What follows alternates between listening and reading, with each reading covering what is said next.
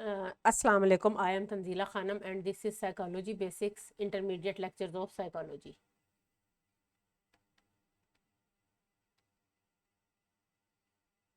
आज का हमारा टॉपिक नर्वस सिस्टम और बिहेवियर के बारे में है कि किस तरह से नर्वस सिस्टम और बिहेवियर आपस में एक दूसरे से रिलेटेड हैं और किस तरह से हमारा बिहेवियर या हमारा किरदार या हमारे जो एक्शंस हैं वो नर्वस सिस्टम के थ्रू कंट्रोल हो रहे हैं।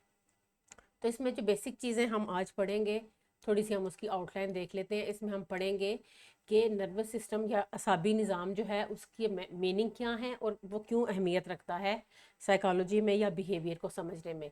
इसके अलावा हम न्यूरॉन्स के बारे में पढ़ेंगे, उनके स्ट्रक्चर और फंक्शन के बारे में पढ़ेंगे। फिर हम देखेंगे कि डिफरेंट टाइप्स ऑफ न्यूरॉन्स कौन कौन से हैं। इसके अलावा जो हमारा इसमें एक और टॉपिक शामिल है वो है कि न्यूरॉन और नर्व में फ़र्क क्या है। फिर नर्व इम्पल्स को हम स्टडी करेंगे। इसके अलावा हमारे जो दो और टॉपिक्स आज की वीडियो में शामिल हैं वो है साइनैप्स और सेंसरी थ्रेशोल्ड लेवल। तो सबसे पहला जो हमारा मेन टॉपिक है आज का वो है meaning and importance of nervous system, कि बेसिकली जो असाबी निज़ाम है या नर्वस सिस्टम है उसकी अहमियत क्या है और किसको कहते हैं असाबी निज़ाम। नर्वस सिस्टम बेसिकली एक नर्व्स का या असाब का बना हुआ एक ऑर्गेनाइज्ड सिस्टम है जो कि किसी भी ऑर्गेनिज्म के बिहेवियर की रीज़न बनता है, यानी किसी भी स्पीशी के स्पेसिफिक बिहेवियर की जो रीज़न है या उसकी जो वजह है वो नर्वस सिस्टम है। कोई भी किसी भी किस्म के एक्शंस अगर कोई इंसान अदा कर रहा है या कोई जानवर अदा कर रहा है तो उसकी वजह उसके पीछे काम करने वाला ये नर्वस सिस्टम होता है।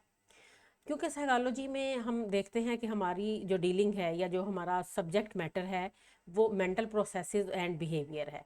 तो इसलिए हम लिविंग ऑर्गेनिज्म के बिहेवियर को और उनके मेंटल प्रोसेसेस को स्टडी करने के लिए ये बहुत ज़्यादा ज़रूरी है कि हम नर्वस सिस्टम की फिजियोलॉजी उसकी जो फंक्शनिंग है उसको बहुत अच्छे तरीके से समझें, क्योंकि यही हर किस्म के मेंटल और बिहेवियरल चेंजेस को कंट्रोल कर रहा होता है। हमारे हर तरह के अफ़ाल, हमारे हर तरह के एक्शन, चाहे वो वॉलंटरी हैं चाहे वो इनवॉलंटरी हैं, यानी इरादी हैं गैर इरादी हैं, खुद से कर रहे हैं या खुद ब खुद हो रहे हैं, फिर वो मेजर हैं या माइनर हैं, बड़े सादा से हैं या उनमें कोई पेचीदगी है, किसी भी तरह के हमारे जो अफ़ाल हैं या एक्शंस हैं वो सारे के सारे इस नर्वस सिस्टम की वजह से वजूद में आ रहे होते हैं। तो साइकोलॉजी के स्टूडेंट की हैसियत से हमारे लिए ये बहुत ज़्यादा ज़रूरी है कि हम बिहेवियर को समझने के लिए और किसी भी ऑर्गेनिज्म के रिएक्शंस को समझने के लिए बेसिक स्ट्रक्चर और फंक्शन जो नर्वस सिस्टम का है उसको हम पहले स्टडी करें।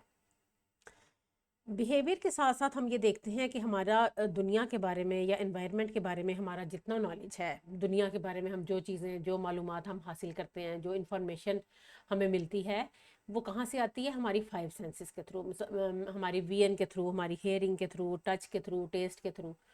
और ये जब फाइव सेंसेस से हमारी इन्फॉर्मेशन आती हैं तो इनकी सारी जो इंटरप्रिटेशन हो रही होती है, जो हम इनको मीनिंग दे रहे होते हैं वो हम दे रहे होते हैं अपने नर्वस सिस्टम के थ्रू। तो ये सारी जो इंटरप्रिटेशन है हमारी वो इसके थ्रू हो रही होती है, नर्वस सिस्टम के थ्रू। तो इसलिए मिसाल के तौर पे इसकी मिसाल अगर हम देखें कि हमें जो है वो हम फील करते हैं कि हम खुश हैं या हम फील उदासी को महसूस करते हैं, या फिर हम देखते हैं कि हमें कोई अच्छी प्यारी आवाज़ को प्यारा म्यूज़िक हमें कहीं बज रहा है तो उसको हम खुश होकर सुनते हैं, या कोई हार्श वॉइसेस हैं, किसी कोई डांट रहा है या कोई सख्त किस्म की आवाज़ आ रही है तो हम उससे अवॉइड करने की, उससे बचने की कोशिश करते हैं। तो ये सारी फीलिंग्स हैप्पीनेस की, सैडनेस की और ये कंफर्ट की और जो है वो डिसकंफर्ट की, ये सारी फीलिंग्स और रिएक्शन जो हैं ये कहाँ से आ रही हैं, ये नर्वस सिस्टम की वजह से आ रही है। क्योंकि इंटरप्रेट ये सारी चीज़ें जो हैं वो जाके हमारे ब्रेन के अंदर, नर्वस सिस्टम के अंदर हो रही हैं। तो नर्वस सिस्टम की इम्पोर्टेंस हम इस चीज़ से हमें पता चलती है कि ब्रेन ही है, ये दिमाग ही है जो कि इंसान को क्राउन ऑफ क्रिएशन या हम कहते हैं अशरफुल मखलूक़ात बनाता है। क्योंकि हम देखते हैं कि बहुत सी स्पीशीज़ हैं जो कि अगर हम इंडिविजुअल कैरेक्टरिस्टिक में देखें तो वो ह्यूमन बीइंग से बहुत ज़्यादा बरतर हैं, बहुत ज़्यादा सुपीरियर हैं। जैसे जो घोड़ा है वो इंसान से ज़्यादा तेज़ दौड़ सकता है, या शेर जो है वो इंसान से ज़्यादा ताकतवर है, लेकिन इसके बावजूद इंसान को इनके ऊपर बर्तरी या सुपीरियरिटी क्यों हासिल है, अपने ब्रेन की वजह से। इसी तरह एक साइकोलॉजिस्ट है जॉन बी बेसमेजियन, वो कहता है कि इंसान का जो हाथ है उसके अंदर अल्लाह ताला ने इतनी ज़्यादा एक जादुई जो सिफात हैं वो दी हुई हैं, वो किसी भी और जो स्पीशी के अंदर अल्लाह ताला ने उस तरह से उसको हाथ नहीं दिए। आपने देखा होगा ना, सबके जैसे 4 पाँव हैं या कुछ इंसेक्ट्स हैं उनके पाँव उससे भी ज़्यादा हैं, लेकिन जो ह्यूमन हैंड है, जो 2 हाथ अल्लाह ताला ने हमें दिए हैं, उसके अंदर इतनी कोई मैजिकल कैरेक्टरिस्टिक है, इसके बावजूद वो इंसान को अशरफुल मखलूक़ात बनाने का सबब नहीं है। ये इंसान का दिमाग और उसका नर्वस सिस्टम है, जिसकी वजह से इंसान जो है वो दूसरी तमाम मखलूक़ात से मुनफरिद है और यूनिक है। तो अब हम नर्वस सिस्टम को पढ़ने के लिए हमें सबसे पहले इस चीज़ की ज़रूरत है कि हम ये देखें कि नर्वस सिस्टम बनता किस चीज़ से है, उसका बेसिक यूनिट क्या है। तो basic unit of nervous system is called neuron.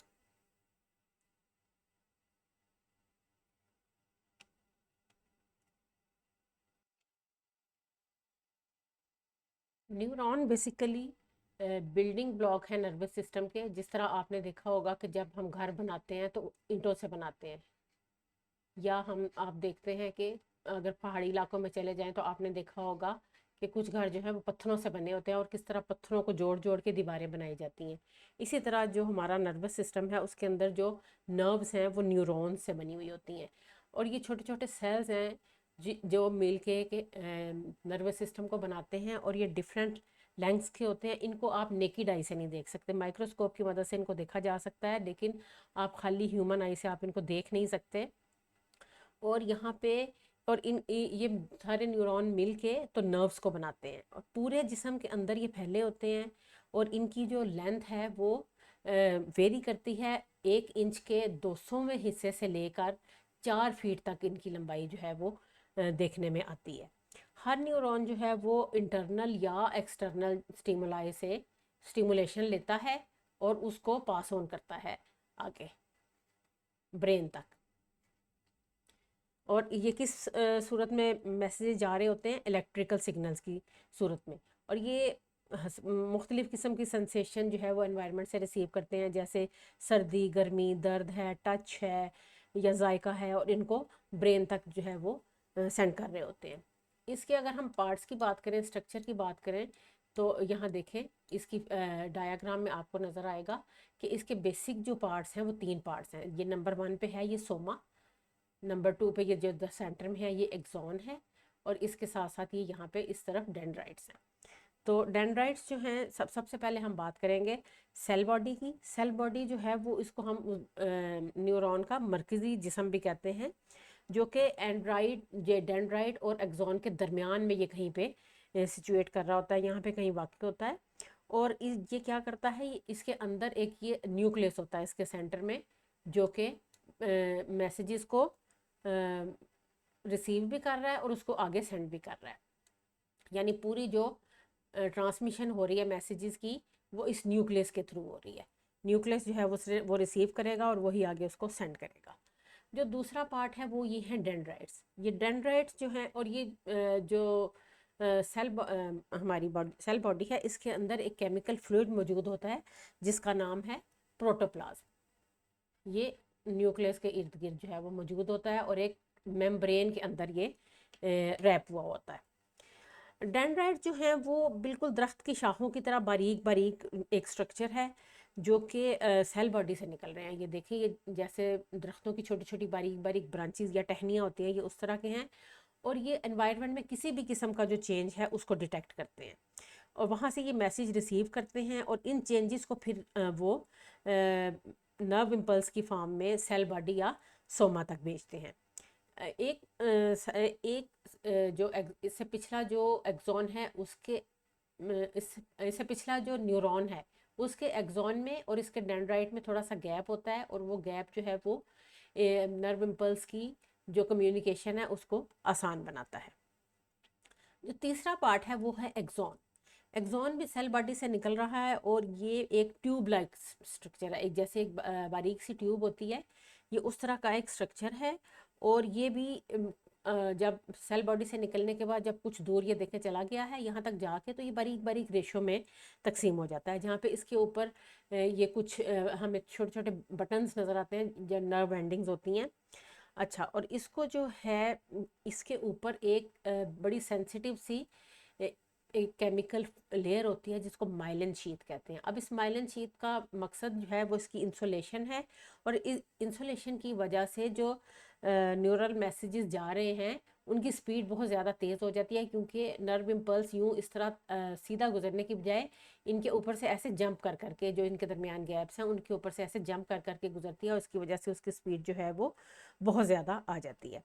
अब ये जो मैसेजेस हैं जो एनवायरनमेंट में से आ रहे हैं, ये सेल बॉडी और एक्सॉन के थ्रू दूसरे न्यूरॉन की तरफ जा रहे हैं, और इनकी एक्सॉन की भी जो लेंथ है ये वेरी करती है। कुछ एक्सॉन जो हैं वो बहुत छोटे होते हैं और कुछ बहुत लंबे होते हैं, और कुछ जो हैं वो थाउजेंड्स ऑफ इंचज़ पे जो है वो मुहित होते हैं, और from 1,000 of an inch to several feet long. और इनमें से कुछ ऐसे हैं कि जो कि इंसान के पाँव के अंगूठे तक जो है वो पहुंच जाते हैं, यानी उनकी लंबाई इतनी होती है।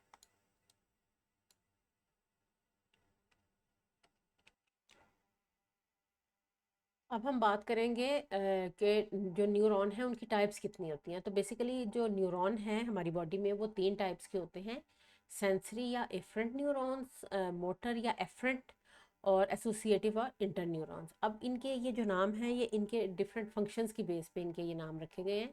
जो सेंसरी न्यूरॉन्स हैं वो एनवायरनमेंट में से सिग्नल्स को रिसीव करते हैं और उनको ब्रेन तक पहुंचाते हैं।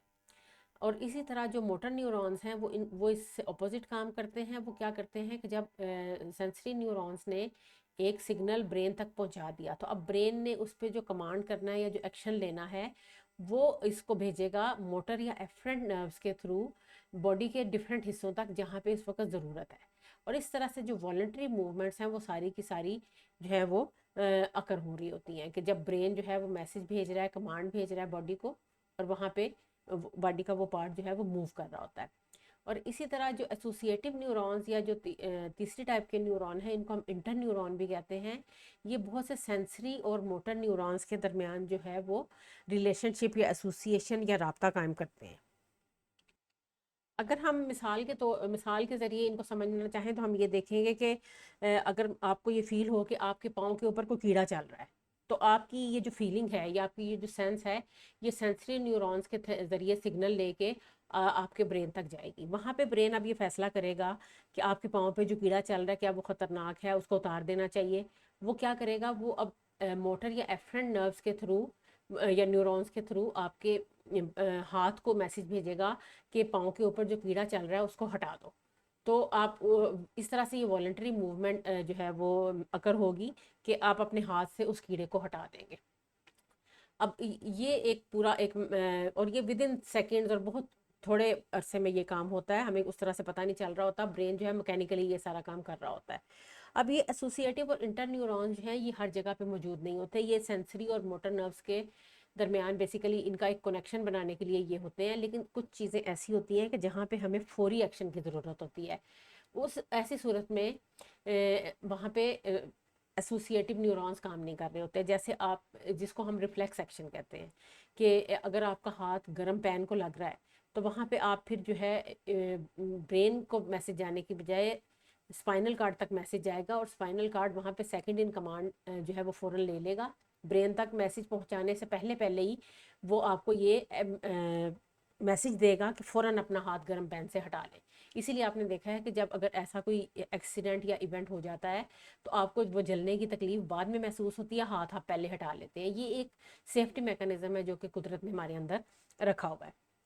तो ये जहाँ पे रिफ्लेक्स एक्शन या रिफ्लेक्स आर्क जो है ये इमरजेंसी की सूरत में काम कर रहा है, वहाँ पे फिर जो है वो स्पाइनल कार्ड जो है वो एक्शन लेता है, और यहाँ पे फिर उस तरह से इंटर न्यूरॉन्स की ज़रूरत नहीं होती। नेक्स्ट हमारा टॉपिक आज की वीडियो में है नर्व इम्पल्स। नर्व इम्पल्स जैसे मैंने आपको पहले भी बताया कि जो हमारे नर्वस सिस्टम के अंदर या न्यूरॉन के थ्रू जो इलेक्ट्रिक सिग्नल्स जो हैं वो आ जा रहे हैं और मैसेजेस ब्रेन तक जा रहे हैं और ब्रेन से बॉडी पार्ट्स तक आ रहे हैं, तो ये सब काम नर्व इम्पल्स की सूरत में होता है। नर्व इम्पल्स बेसिकली हम ये कह सकते हैं कि ये वो मैसेजेस हैं या वो पैगामात हैं जो न्यूरॉन के दरमियान ट्रैवल कर रहे होते हैं। और ये वो तरीका है कि जिसके ज़रिए न्यूरॉन आपस में एक दूसरे के साथ कम्युनिकेट कर रहे होते हैं। आमतौर पे ये इलेक्ट्रिकल सिग्नल्स होते हैं जो कि न्यूरॉन्स के अंदर इलेक्ट्रोकेमिकल चेंजेस लेके आ रहे होते हैं। हर न्यूरॉन के अंदर कुछ केमिकल पार्टिकल्स होते हैं जो कि फौरी तौर पे एक्साइट हो जाते हैं अगर एक्सटर्नल स्टिमुलेशन मिले या इंटरनल स्टिमुलेशन मिले, क्योंकि ये बहुत ज़्यादा सेंसिटिव होते हैं। जब ये एक्सटर्नल स्टिमुलाई की वजह से इनके अंदर एक्टिविटी पैदा होती है तो ये इलेक्ट्रिकल चार्ज पैदा करते हैं, और वो चार्ज फिर इम्पल्स की सूरत में जो है वो ट्रैवल करता है एक न्यूरॉन से दूसरे और दूसरे से तीसरे में। हर न्यूरॉन के बाहर की तरफ जो है वो मुस्बत चार्ज होता है यानी पॉजिटिव चार्ज, और अंदर की तरफ नेगेटिव चार्ज होता है। जब भी कोई एक्सटर्नल स्टिमुलस जो है वो न्यूरॉन को एक्साइट करता है तो कुछ केमिकल चेंजेस जो हैं वो अकर करती हैं। ये केमिकल चेंजेस के नतीजे में जो न्यूरॉन का इलेक्ट्रिकल चार्ज है वो भी टेम्परेरीली या वक्ती तौर पे चेंज हो जाता है। मिसाल के तौर पे कि जो पॉजिटिव और नेगेटिव चार्ज हैं वो अपनी जगह बदल लेते हैं। अगर इन दोनों चार्जेस की जो स्ट्रेंथ है ऑर्गेनिज्म के अंदर अगर वो इक्वल हो तो उस वक्त जो न्यूरॉन है वो रेस्ट की सूरत में होता है, और उसको हम पोलराइजेशन कहते हैं।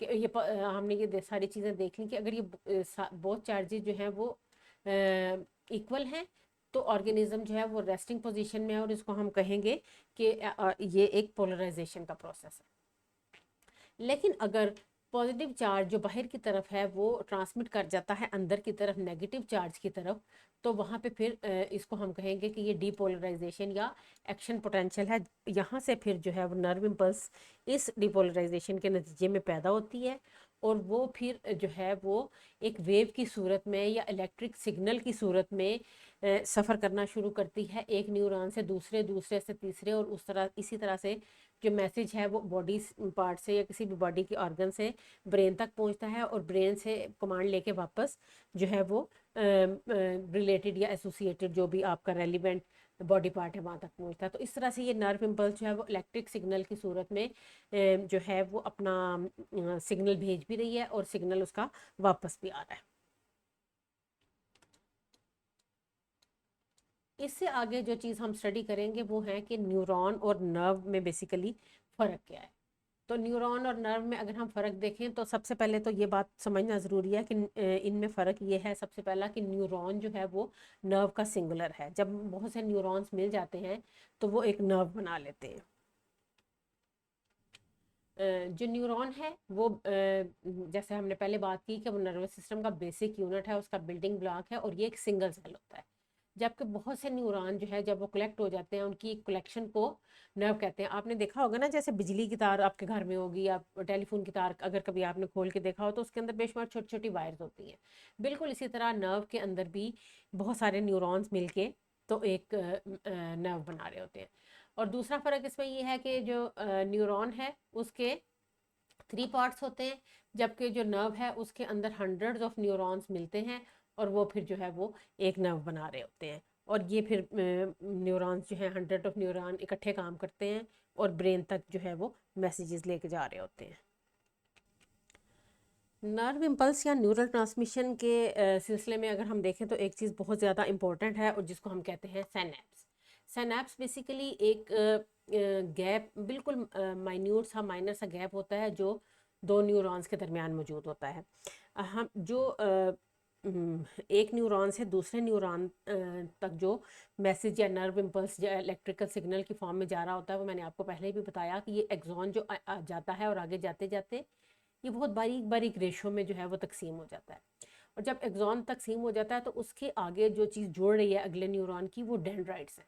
यानी जो पेरेंट न्यूरॉन है वो जब अपना मैसेज लेके इलेक्ट्रिकल सिग्नल की सूरत में एक्सॉन से गुजर के जा रहा है, रेशो में तकसीम हो रहा है, तो वो आगे अपना जो प्रोग्राम मैसेज ट्रांसमिट करेगा वो अगले न्यूरॉन के डेंड्राइट्स को जो है वो मैसेज कन्वे करेगा और वहाँ तक मैसेज ट्रांसमिट करेगा। लेकिन एक बहुत समझने की बात यह है कि यहाँ एक्सॉन के जो ये बारीक रेशे हैं और डेंड्राइट्स हैं इनके दरमियान में बहुत बारीक सा फ़र्क होता है। ये आपस में जुड़े हुए नहीं होते, ये इनके दरमियान बहुत बारीक सा फ़र्क होता है। और यहाँ से फिर जो है वो इस जगह को, ये जो बारीक सा फ़र्क है एक एक्सॉन और दूसरे एक न्यूरॉन के एक्सॉन और दूसरे न्यूरॉन के डेंड्राइट्स के दरमियान, उसको साइनैप्स कहा जाता है।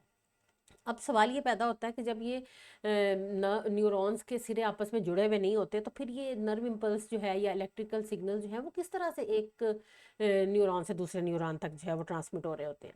तो साइंटिफिकली इसका जवाब ये है कि ये जो साइनैप्स है इसके अंदर कुछ केमिकल मॉलिक्यूल्स जो हैं वो मौजूद होते हैं, और ये मॉलिक्यूल जो हैं या यहाँ पे जो नर्व इम्पल्स आ रही है वो यहाँ से एक जो पेरेंट न्यूरॉन है उससे जंप करके तो वो अगले न्यूरॉन तक पहुंचती है, और इस वजह से ये जो साइनैप्स है ये इन पैगामात की या नर्व इम्पल्स की स्पीड को स्पीड अप कर देता है। जैसे हमने ये पढ़ा था ना कि ये एक्सॉन के ऊपर ये जो माइलिन शीथ होती है, यहाँ पे जो नर्व इम्पल्स गुजरती है वो यहाँ जंप कर करके गुजरती है, और इस केमिकल शीथ की वजह से जो स्पीड ऑफ मैसेजेस है वो बहुत ज़्यादा तेज़ हो जाती है, क्योंकि हर न्यूरॉन के एक्सॉन के ऊपर ये माइलिन शीथ नहीं होती।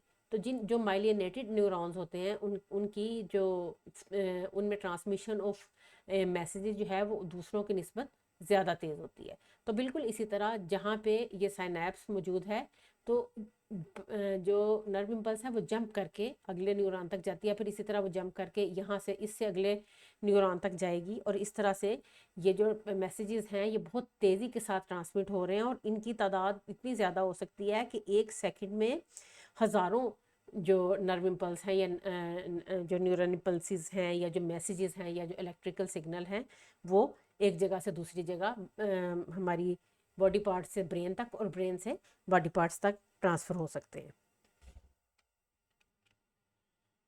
आज के टॉपिक में हमारा जो आखिरी पॉइंट है वो है सेंसरी थ्रेशोल्ड लेवल।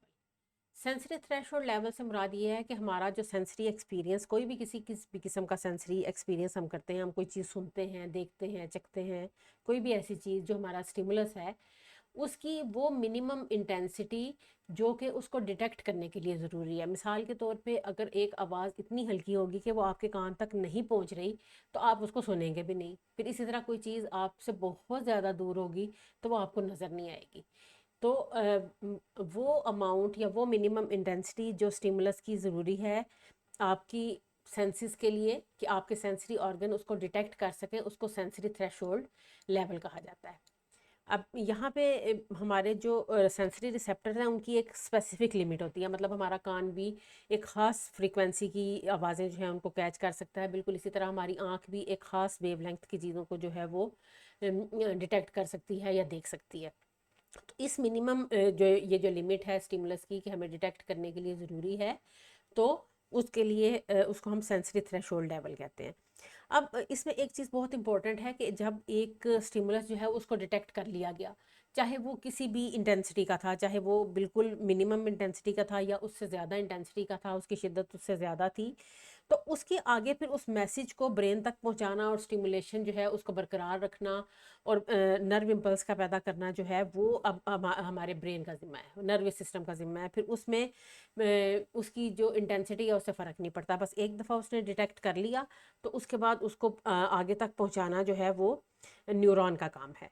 ठीक है, अब यहाँ पे सवाल ये पैदा होता है कि अगर ज़्यादा इंटेंसिटी वाला स्टिमुलस है और कम इंटेंसिटी वाला स्टिमुलस है, तो दोनों जब न्यूरॉन में ट्रैवल कर रहे हैं या एनर्जी की सूरत में ट्रैवल कर रहे हैं या इलेक्ट्रिक सिग्नल की सूरत में ट्रैवल कर रहे हैं और उनकी स्पीड भी सेम है, तो फिर हमें ये कैसे पता चलता है कि एक चीज़ जो है स्टिमुलस वो ज़्यादा इंटेंस है और एक स्टिमुलस जो है वो लो उसकी इंटेंसिटी है। मिसाल के तौर पे आप देखें ना, अगर आपको कोई थपकी देता है जिस्म पे या फिर एक मुक्का मारता है तो आपको फ़र्क तो महसूस होता है, हालांकि दोनों चीज़ों में आपका जिस्म जो है वो टच को फील कर रहा है ना, लेकिन आपको पता चलता है कि एक जो पैट है उसकी इंटेंसिटी कम है और जो मुक्का है या बाउंसर है उसकी इंटेंसिटी ज़्यादा है। इसका जवाब ये है कि जब लो इंटेंसिटी वाला स्टिमुलस होता है तो वहाँ पे न्यूरॉन के अंदर जो वेव्स पैदा होती हैं, यानी जो डिफरेंस है वो नंबर ऑफ वेव्स में है, वहाँ पे जो डिफरेंस पैदा होती हैं वो कम होती हैं, और अगर बाउंसर है या ज़्यादा ज़ोरदार स्टिमुलस है तो उसमें नंबर ऑफ वेव्स ज़्यादा होती हैं। इसकी वजह से हम जो है वो इन दोनों में की इंटेंसिटी में फ़र्क महसूस कर सकते हैं। इस चीज़ के लिए जो टर्म यूज़ की जाती है वो है डिफरेंशियल थ्रेशोल्ड। डिफरेंशियल थ्रेशोल्ड हमारे ब्रेन की या नर्वस सिस्टम की वो एबिलिटी है जिसकी वजह से हम स्टिमुलस की डिफरेंट इंटेंसिटीज़ के दरमियान फ़र्क महसूस कर सकते हैं कि एक स्टिमुलस जो है वो ज़्यादा इंटेंस है और एक जो है उससे थोड़ा सा वीक है, लेकिन दोनों ही सेंसिटिव थ्रेशोल्ड लेवल के अंदर फॉल कर रहे हैं। तो ये था हमारा importance of nervous system in behaviour, कि हमारे लिए नर्वस सिस्टम क्यों ज़रूरी है, उसको जानना क्यों ज़रूरी है, और उसके लिए हमने आज उसकी जो बेसिक यूनिट और उसकी बेसिक जो ट्रांसमिशन और बेसिक कम्युनिकेशन होती है उसके बारे में थोड़ी सी बात की। अगली वीडियो में हम नर्वस सिस्टम के डिफरेंट पार्ट्स के बारे में पढ़ेंगे कि किस तरह से वो हमारे बिहेवियर को कंट्रोल कर रहा है और किस तरह से जो है उसका पढ़ना हमारे लिए ज़रूरी है ताकि हम बिहेवियर को और मेंटल प्रोसेसेस को समझ सकें। Hope you found it helpful. If so, please like and share my video and subscribe to my channel. Thanks for watching.